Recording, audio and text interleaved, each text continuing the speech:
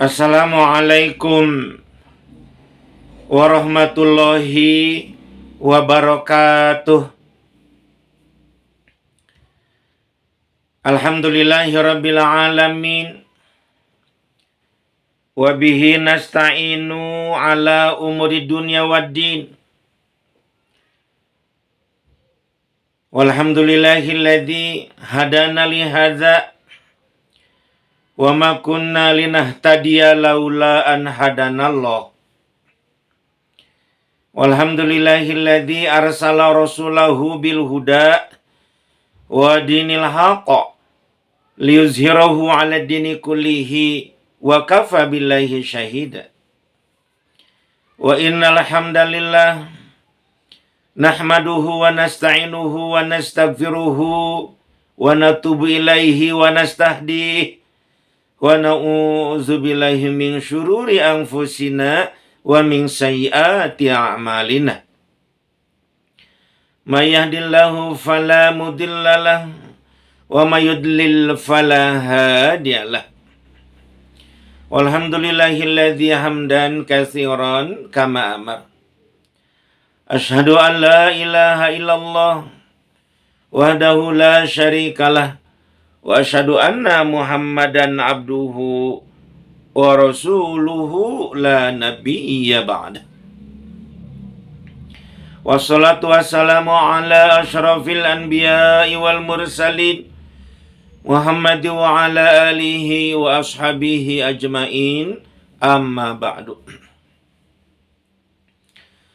Para pendengar dimanapun Anda berada, pada kesempatan ini Buya membahas berkenaan dengan banjir. Makin kesini, makin sering kita mendengar kejadian banjir. Bahkan yang sangat menyedihkan dan cukup mengagetkan. Cukup banyak di berbagai negara justru yang banjirnya itu juga termasuk ibu kotanya. Kalau ibu kota suatu negara sudah mengalami banjir, bahkan banjirnya begitu sering, menjadi banjir musiman begitu. Ini sudah bisa dikatakan sangat parah manajerial daripada kenegaraan itu. Terutama manajerial berkenaan dengan istilahnya itu pengelolaan banjirnya itu. Ini sangat menyedihkan. Maka pada kesempatan yang berbahagia ini, berbahagia dalam pengertian alhamdulillah Buya bisa menyampaikan solusi berkenaan banjir ini, dan mudah-mudahan dengan pemaparan Buya ini ya banjir di berbagai negara bisa dikurangi, bahkan sangat kurang, bahkan tidak terjadi. Allahu Akbar. Para pendengar dimanapun Anda berada, banjir itu secara garis besar terbagi 3. Yang pertama, banjir karena memang itu adalah azab Allah Subhanahu wa ta'ala. Yang keduanya, banjir karena faktor alam, ya.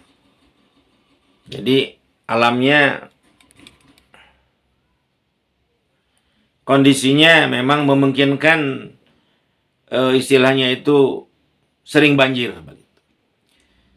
Kemudian yang ketiga, banjir karena perbuatan manusia itu sendiri. Ya, baik. Berbicara tentang banjir, yang pertama yaitu azab Allah Subhanahu wa ta'ala. Allah Subhanahu wa ta'ala di waktu-waktu lampau, sebagaimana diinformasikan di dalam Al-Quran, begitu banyak kaum-kaum yang membangkang kepada Allah Subhanahu wa ta'ala yang Allah berikan azab. Memang macam-macam azabnya. Ada yang dihujani dengan batu yang panas, bahkan batu yang terbakar gitu. Ada juga yang diazab oleh Allah Subhanahu wa taala dengan gempa yang sangat besar sekali.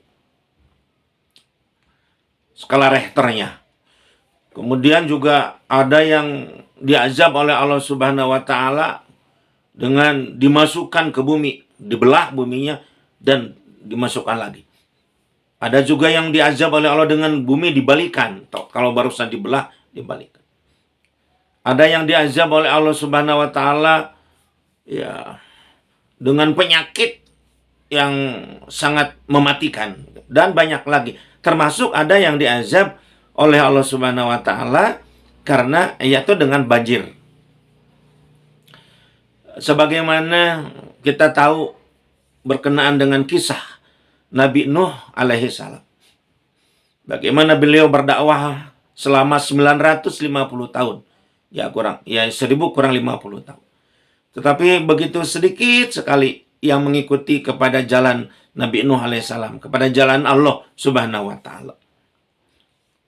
Bahkan banyak yang mencaci, membenci, termasuk anaknya sendiri. Kemudian pada saat itu Allah Subhanahu wa taala memerintahkan kepada Nuh untuk membuat perahu di gunung. Sementara aneh juga Nabi Nuh. Kemudian Allah menyampaikan bahwa nanti aku akan mengajak umatmu dengan banjir yang besar. Dan gunung ini nanti akan terendam. Karena perintah Allah dilaksanakanlah oleh baginda Nuh alaihissalam. Kemudian sampai pada saatnya banjir itu terjadi. Hujan yang tidak berhenti terus begitu, curah hujannya begitu tinggi. Kemudian juga dari pori-pori tanah keluar air yang banyak. Dari tungku-tungku api bahkan keluar air yang banyak. Sebagaimana diinformasikan di dalam Al-Quran surat Hud ayat ke-37. A'udzubillahi minasyaitonirrajim. Aku berlindung kepada Allah dari godaan setan yang terkutuk. Bismillahirrahmanirrahim. Dengan menyebut nama Allah yang Maha Pengasih lagi Maha Penyayang.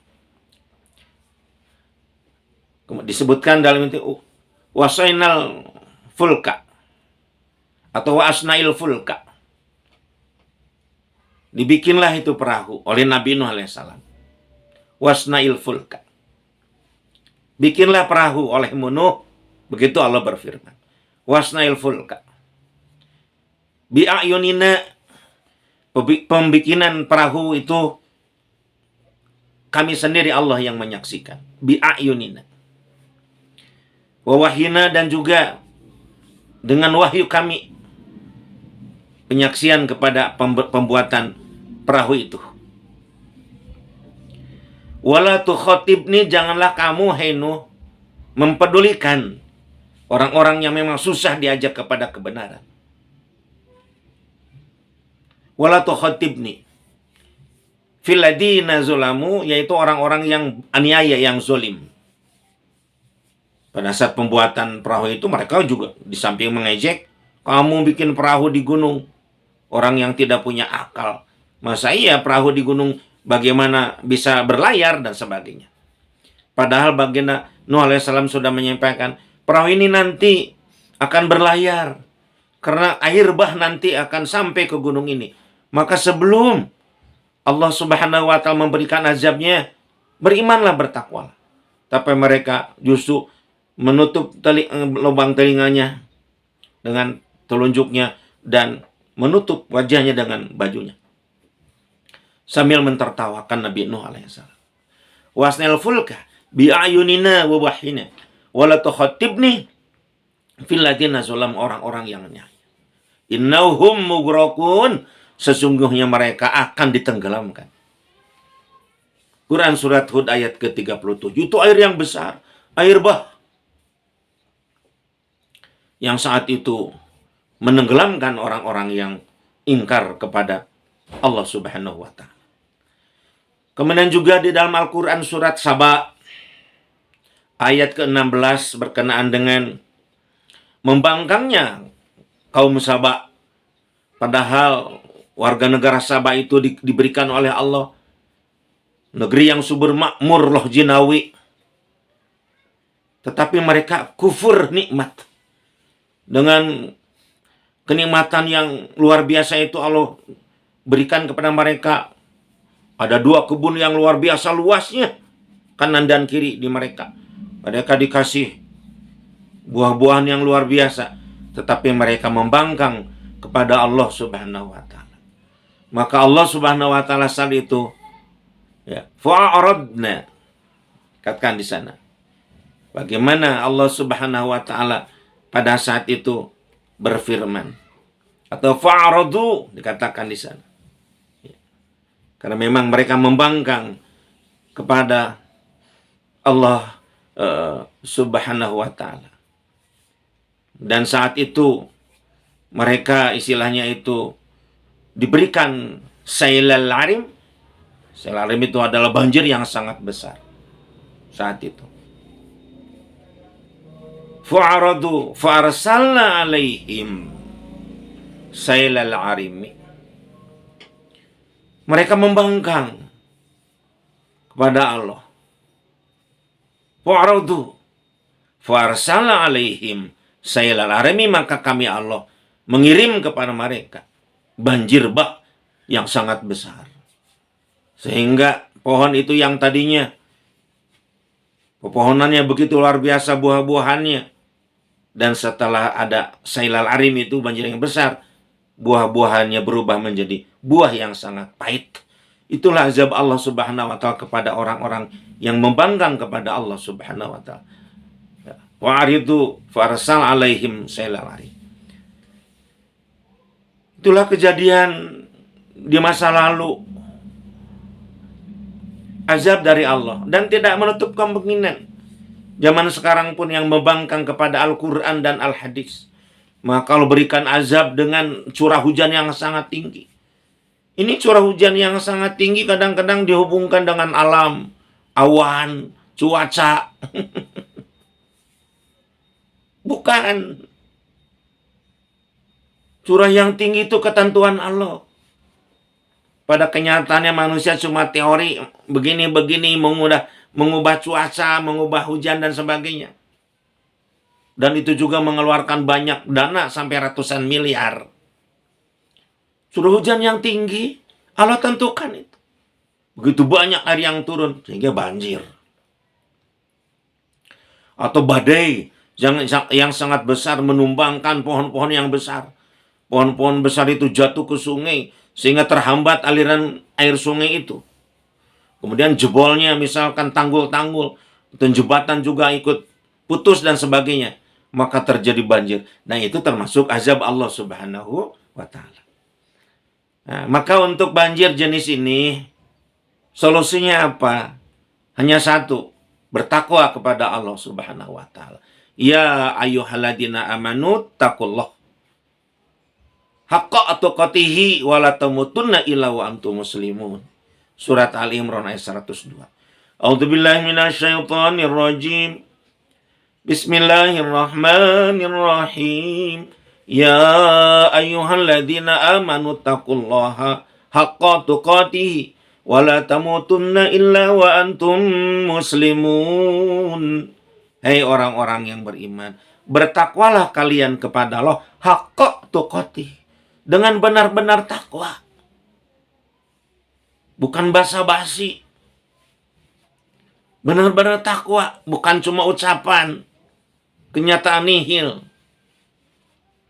Wala tamutunna illa wa antum muslimun, dan janganlah kamu mati kecuali mati dalam keadaan seorang muslim, dalam keadaan kita orang yang bertakwa. Para pendengar dimanapun Anda berada, solusinya hanya dengan itu, dengan bertakwa kepada Allah, mengabdi betul-betul kepada Allah. Qul inna sholati wa nusuki wa mahyaya wa mamati lillahi rabbil alamin. Al-Quran surat Al-An'am ayat 162. Sesungguhnya ibadah mahdohku, ibadah goer mahdohku, hidup dan matiku, itu hanya lillah, untuk Allah Subhanahu wa ta'ala. Untuk mendapatkan mardotilah, bukan untuk yang lain.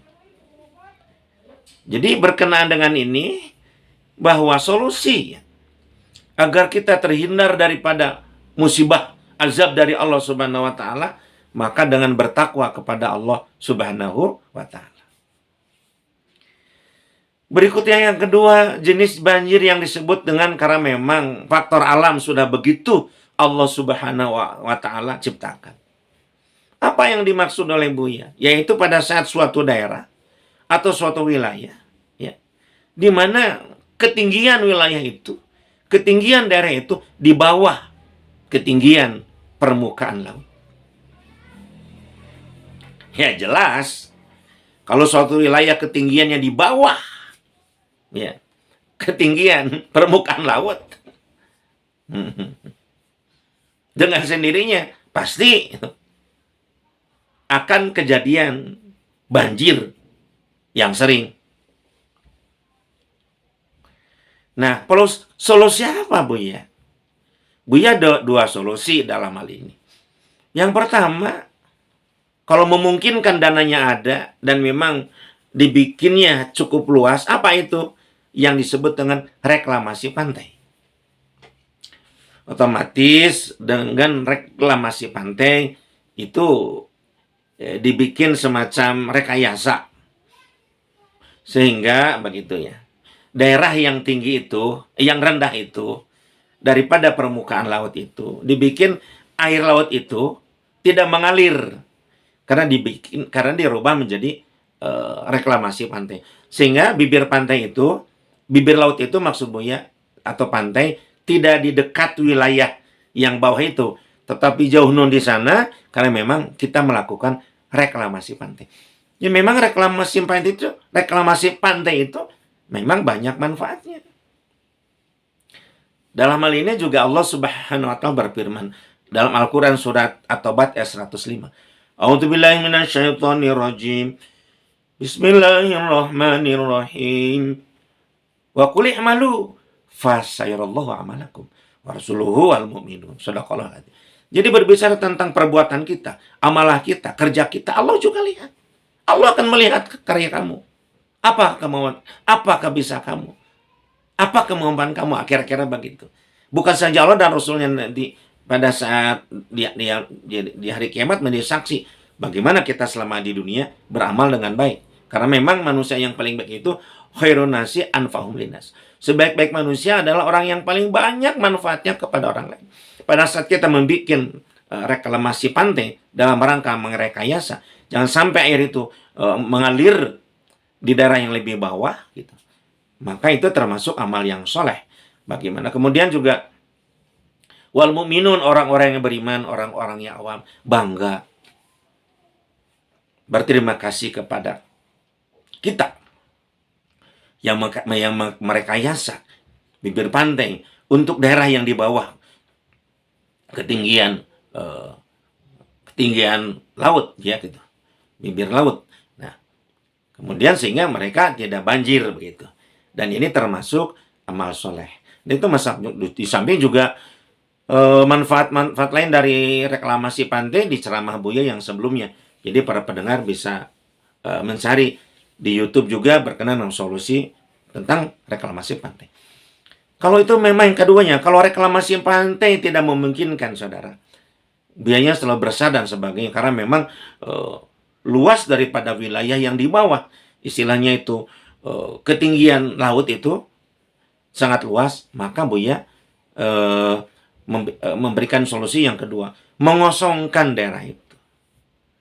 Kosongkan saja daripada ya istilahnya itu dibangun banjir, rusak lagi dan sebagainya. Ujung-ujungnya kan nanti dengan ketinggian air laut kemudian terus melebar, akhirnya bisa tenggelam sekitar daerah itu. Maka dikosongkan, ya, dipakai jangan sampai mubazir. Digunakan untuk apa? Pertama, misalkan dijadikan tempat wisata air. Wisata air yang memang cukup luas lah, kira-kira begitu. Tentu saja ada istilah itu bukan paket, istilahnya itu ada sekat-sekatnya. Ya, misalkan berbicara tentang wisata laut untuk anak-anaknya, untuk remajanya, untuk manulanya, Di samping juga jenisnya bagaimana, dari mulai perahu yang kecil sampai kepada misalkan saja perahu air atau kapal air yang sedang dipakai.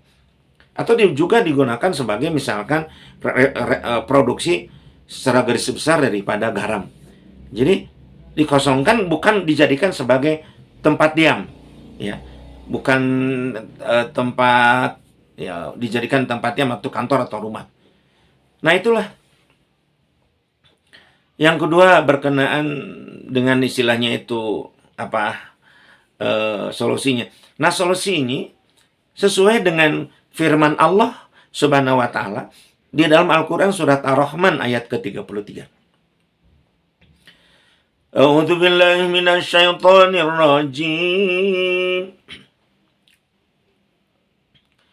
Bismillahirrahmanirrahim. Ya ma'asyaral jinni wal insi in istata'tum an tanfudhu min aqtaris samawati wal ard la tanfudhuna illa bisultan. Ya ma'asyaral jinni in istata'tum an tanfudhu min aqtaris samawati wal ard fanfudhu la tanfudhuna illa bisultan.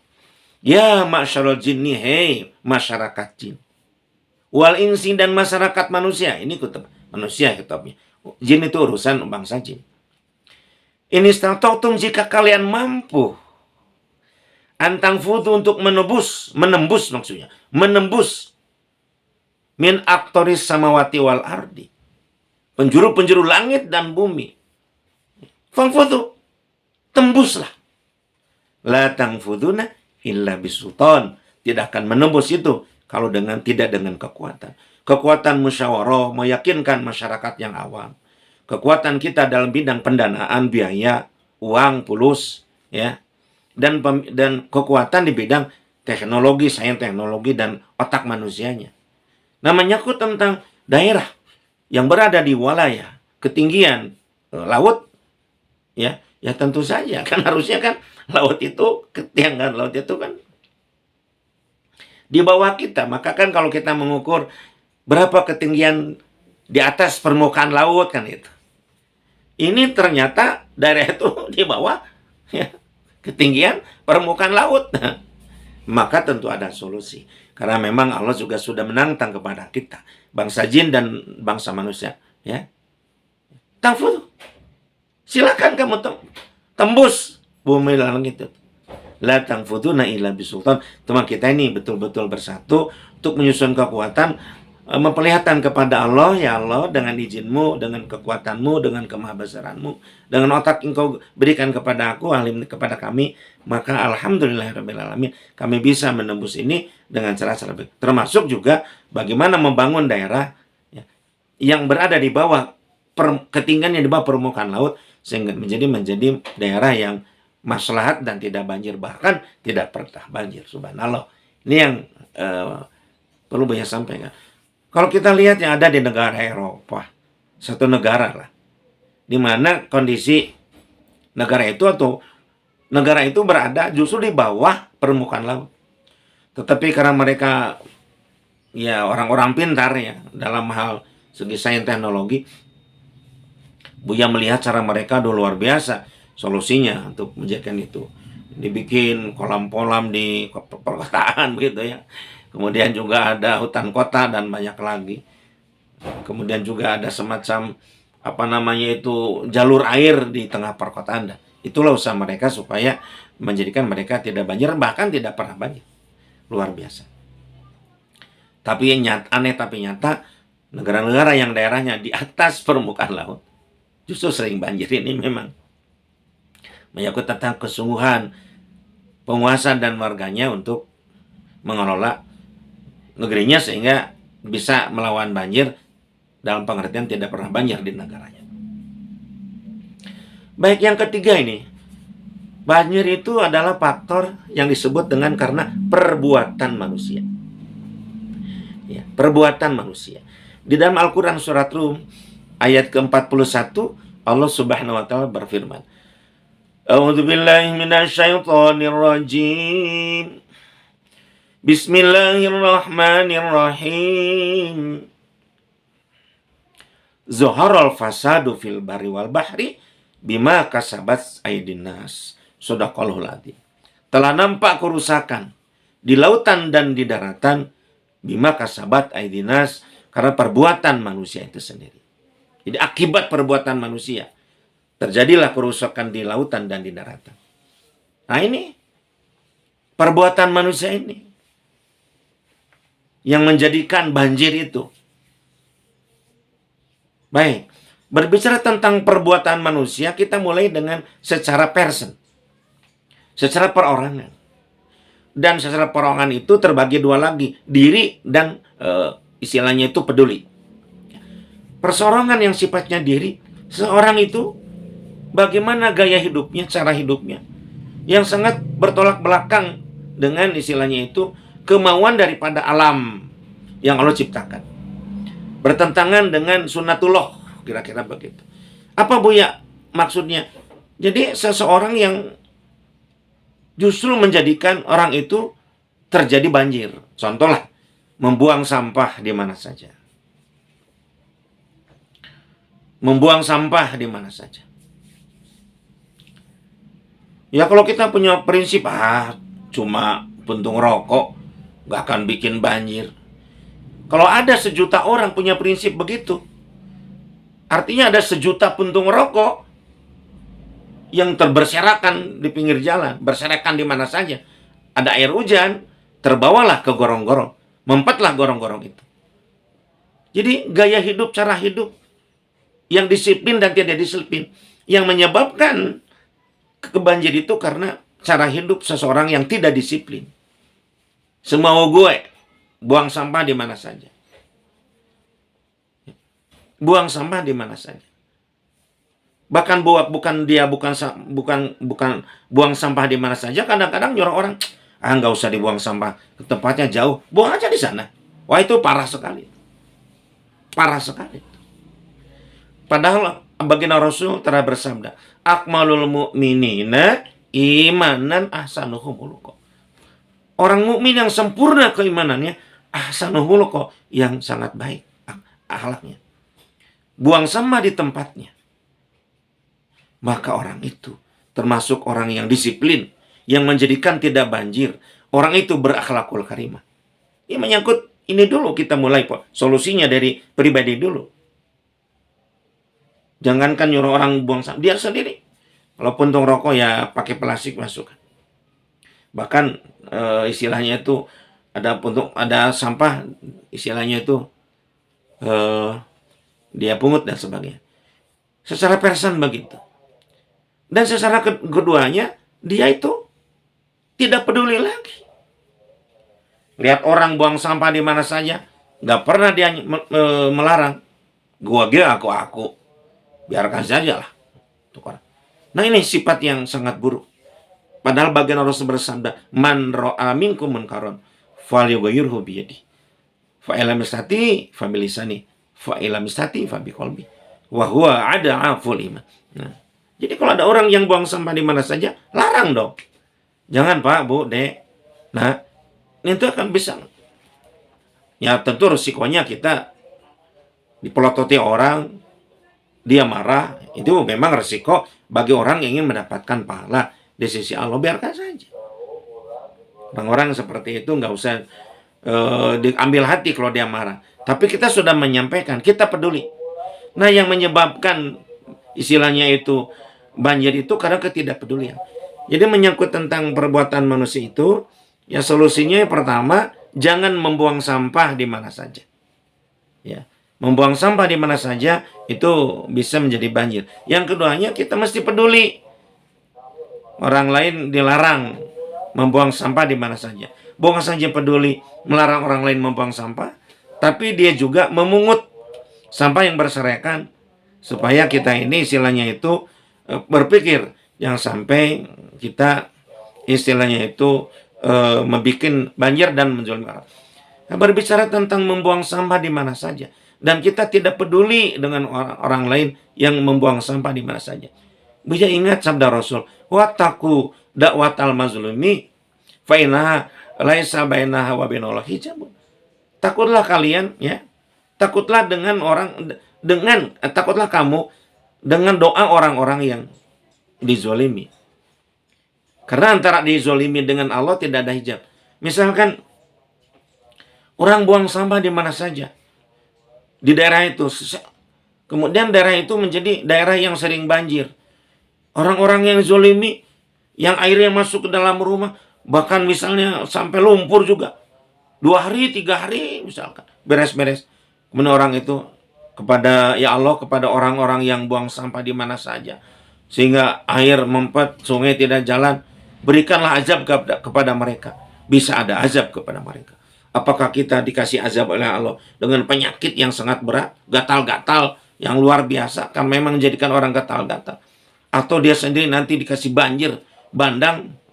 Nah, jadi berbicara tentang ini, misalnya tentang person, ada peduli dan tidak peduli. Buang sampah di mana. Jadi solusinya jangan buang sampah di mana saja. Kemudian yang kedua menyangkut tentang keluarga ini. Tidak sedikit atas dasar keluarga, ngobrol keluarga, runding keluarga gitu. Membangun rumahnya, membangun ya tempat tinggalnya seenak gue. Jalan air ditutup. Yang tadinya bisa kelihatan ada bak kontrolnya jelas dan kelihatan bisa dipantau oleh petugas pemerintah, ini ditutup. Nah, itu keluarga yang tidak bijak. Padahal seorang kepala keluarga, ayah, harus ingat kepada firman Allah Subhanahu wa taala. A'udzubillahi minasyaitonirrajim. Bismillahirrahmanirrahim. Ya ayyuhalladzina amanu ku anfusakum wa ahlikum nara wa quduhan nas wal hijarah. Hei orang-orang yang beriman, ku anfusakum, jagalah diri kamu, ya, wa ahlikum, dan keluarga kamu dari api neraka, azab api neraka. Ya ayyuhalladzina amanu ku anfusakum wa ahlikum nara wa quduhan nas wal hijarah, yang bahan bakarnya manusia dan batu-batu. Ini peringatan dari Allah. Jangan sampai kita selaku kepala keluarga mengizinkan, membiarkan kemauan istri kita, putra yang paling sulung, karena kita ingin bikin rumah agak luas, itu tempat air ditutup. Sehingga kalau sampah lewat nggak ketahuan. Kalau ada yang mempet di bawah rumah kita nggak ketahuan. Karena memang tempatnya di tembok gitu. Jalan airnya jadi menyempit otomatis. Astagfirullahaladzim. Ini jadi zalim. Dan bagi kita yang tidak berbuat itu, tapi membiarkan, ingat akan firman Allah Subhanahu wa taala, ya, dalam Al-Qur'an, surat Al-Anfal, ya.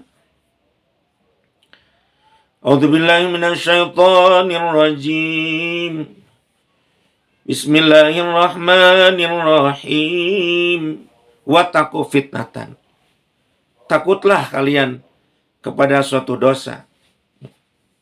La tusibannal ladina zalamu minkum khosoh. Di mana dari perbuatan dosa itu azabnya bukan saja kepada yang berbuatnya saja, tetapi kita yang tidak berbuatnya pun diazab oleh Allah karena membiarkan itu. Wattaqu fitnatan la tusibannal ladina zalamu minkum khosoh. Begitu Allah Subhanahu wa taala berfirman dalam Al-Quran, surat Al-Anfal ayat ke-41. Hati-hati kita. Membiarkan begitu saja.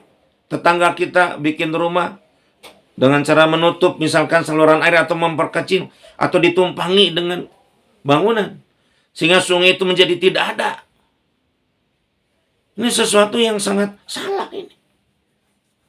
Karena sungai itu meskipun lewat di perkotaan, sungai itu berada di atas jalan-jalan yang modern, selama diurus dengan baik, luar biasa itu menjadi keindahan. Ada banyak kolam, banyak ikan di dalamnya. Bahkan kita bisa memancing, karena memang itu adalah milik bersama. Airnya bening karena diurus oleh kita. Ditutup ini, sehingga tidak kelihatan sungai itu. Nah, ini perbuatan keluarga ini yang menyebabkan banjir itu. Baik, yang berikutnya menyangkut tentang pemerintah ini. Tentu pemerintah harus berpikir membuat kementerian bidang lingkungan hidup. Memang sudah ada sekarang ini. Bahkan kalau tidak keberatan, tidak ada salahnya. Karena memang masalah banjir ini masalah yang cukup pelik dan luas. Dan memang menyangkut orang banyak, tidak ada salahnya menyangkut tentang Kementerian Perairan. Yang khusus menyangkut tentang bagaimana air dikelola dengan baik oleh negara. Filosofinya begini yang pertama. Untuk pemerintah nih, tentang banjir ini. Filosofinya kita masih paham. Filosofi air. Anggap saja air itu, ya, rekan kita dalam hidup ini bersama beribadah kepada Allah. Dengan kata lain, sadar bahwa air juga sebagai makhluk hidup. Cuma kebetulan kita menjadi khalifah. Dan air semuanya api harus turut kepada manusia. Sebagai bentuk taat kepada Allah, bagaimana dia mengikuti keinginan manusia. Jadi air itu anggap saja sebagai makhluk hidup yang perlu bernapas, perlu nyaman, dia juga bisa berjalan seperti kita. Itu dulu. Kalau kita sudah paham bahwa air itu makhluk yang perlu kita hargai, karena memang banyak manfaatnya, air juga akan memberi banyak manfaat kepada manusia kalau kita menghargai air. Bagaimana kita ini bisa terhindar dari banjir kalau kita secara filosofi tidak paham bahwa air itu adalah makhluk? Coba sekarang lihat. Jalannya, tempat dia jalan, tempat dia mengalir, ditutup, disekat. Marah air itu. Dia harus berjalan. Akhirnya, dia membeludak. Keluar dan masuk ke rumah-rumah manusia. Air bilang, ya salah sendiri. Aku mau jalan-jalan, aku dihalangi. Kalaupun dihalangi, tidak ada jalan. Air marah. Dia mengeluarkan bakteri yang sangat beracun. Dan itu bisa menjadi bahaya bagi daerah setempat, manusia di daerah setempat. Silakan aku ditahan begini, tapi aku akan membusuk dan mengeluarkan bakteri. Ditahan di penjara begitu, air sekarang banyak yang begitu. Buang sampah kemana saja, kadang-kadang sopa masuk ke sungai dan sebagainya. Ini luar biasa. Tidak sadar bahwa air itu makhluk hidup. Sama-sama dengan kita beribadah kepada Allah Subhanahu wa Ta'ala. Filosofi yang pertama, hargai air sebagai makhluk hidup. Perlu dia bernapas. Perlu dia berjalan. Perlu juga dia bening. Kalau memang tugasnya pada saat kebeningan. Lain lagi kalau memang dia bertugas dalam rangka menyangkut memang saat itu ada sampah. Dan memang sampah diperuntukkan untuk pengolahan. Dia siap melaksanakan itu. Bukan dalam pengertian sampah yang dibuang begitu saja. Tapi sampah yang diolah dalam rangka misalkan pemanfaatan sampah, kemudian perlu ada air untuk menggilingnya, itu lain lagi kata. Memang manfaat air di sana juga bisa bermanfaat. Namanya tentang itu filosofi. Yang kedua, filosofi yang kedua, kita tahu kan di bumi ini ada lautnya juga, bahkan lautnya sampai 2/3 luas daratan. Artinya 2 kali lipat maksud Buya, luas daratan. Dan laut itu kita sadari, induk daripada air. Induknya, ibunya. Seluruh air dimanapun mengalir ke ibunya. Ingin bertemu dengan ibunya, itu ke laut. Itu harus disadari betul. Lantas kalau kita merekayasa dengan perbuatan kezoliman, ya, sehingga si air itu tidak bisa bertemu dengan lancar kepada ibunya ke lautan, ya air itu marah. Ya banjir itu. Pertama menyangkut tentang filosofi keibuan itu. Bagaimana kita melihat bahwa air-air yang ada dimanapun, di gunung dimanapun, kemudian di pemukiman, dia harus menurun. Dalam posisi menurun ke ibunya. Nah penurunan ini kadang-kadang dirubah. menjadi datar, menjadi naik. Jadi air itu susah. Dia melawan. Bagaimana selaku pemerintah? Dengan ada ukuran tertentu, dengan keahliannya, air itu harus selalu menurun. Makanya daerah yang bagus itu adalah daerah yang Buya tadi katakan, yang di atas permukaan laut. Tetapi kalau ada, memang tadi sudah ada solusi. Jadi jangan banyak rekayasa penurunan itu. Maka diusahakan harus selalu air menurun. Sungai itu begitu. Yang kedua, jalan untuk dia menemui ibunya, induknya yaitu di laut itu, jangan pernah dihalangi dengan dipersempit sungainya, dengan lebih dangkal permukaannya, dengan banyaknya materi-materi yang turun karena tidak pakai kirmir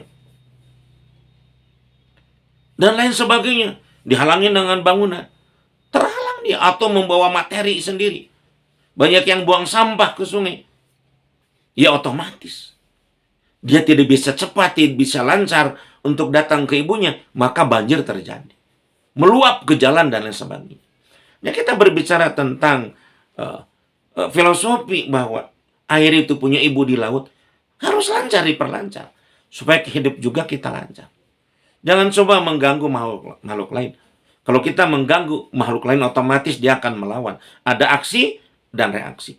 Sekarang ini air itu banyak dizalimi, disuruh membawa beban yang banyak, itu sampah yang banyak itu dihalangi lagi, lebih sempit lagi. Maka dalam hal ini berbicara tentang itu, solusi yang dimaksud oleh Buya, lihat dulu tentang sungai. Kita mengenalkan yang disebut dengan Sungai Batang. Sungai Batang itulah yang langsung, ya, maksudnya ke laut. Kemudian sebelum Sungai Batang ada yang disebut dengan Sungai Dahan. Dari Sungai Dahan juga sebelumnya disebut dengan Sungai Ranting. Dan ada lagi anak ranting disebut dengan saluran daripada perumahan. Saluran perumahan, selokan kecil, sedang, kemudian masuk ke Sungai Batang itu. Semua sungai itu Buya titip solusinya supaya tidak terjadi banjir. Yang kedua, yang pertama, bagaimana, ya, kedalaman sungai itu betul-betul mesti diperhitungkan dengan lebarnya dan dengan materi sesuai dengan statusnya, apakah dia batang, dahan, ranting, atau anak ranting, atau saluran perumahan itu. Maksud Buya, jangan sampai sudah dangkal amat dibiarkan. Ya, mesti ada dana khusus untuk mengurus sungai.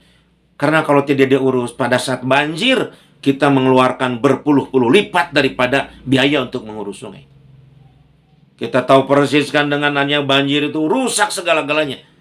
Infrastruktur kita, listrik, sudah konsleting, telepon, internet, mobil juga sudah banyak yang masuk ke laut. Rusak bangunan juga bisa roboh, jembatan. Berapa puluh kali lipat kita dibandingkan dengan mengurus sungai dengan rutin pengeluarannya. Kedalaman pantainya juga selalu dijaga. Bagaimana kirmir dibuat dengan baik dan benar, tidak ada korupsi. Harusnya KW1, ini dibikin KW3.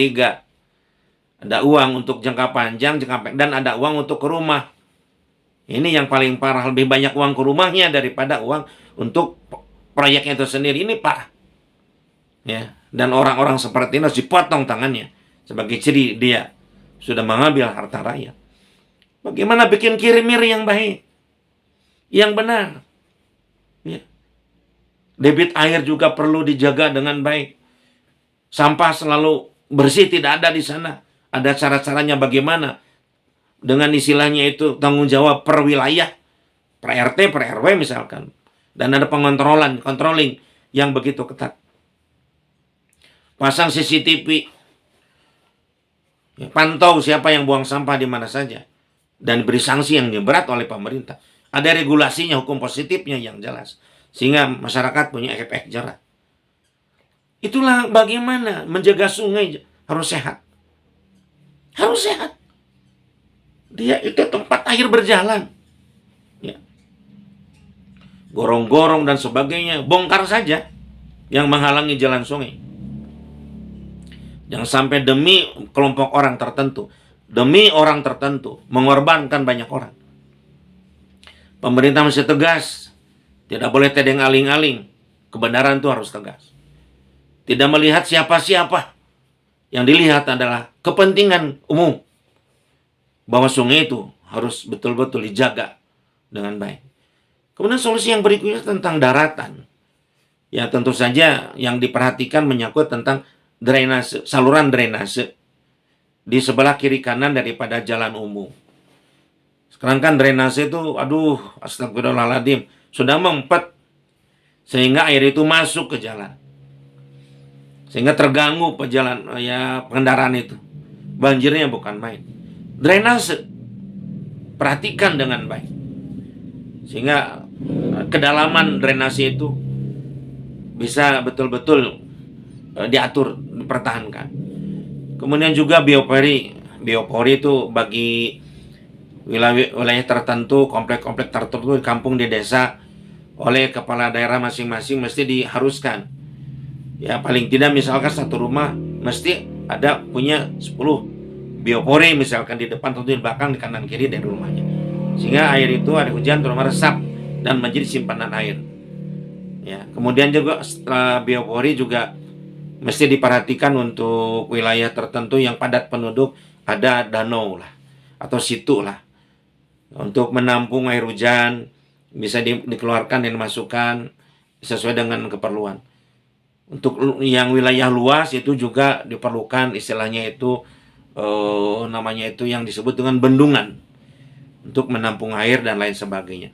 Nah, cara-cara itu yang mesti kita lakukan dengan baik dan benar. Ya, bagaimana kita menjaga alam ini, ya, amanah dari Allah ini jangan sampai dibiarkan begitu saja. Dan mudah-mudahan ini menjadi solusi bagi di berbagai negara tentang banjir ini.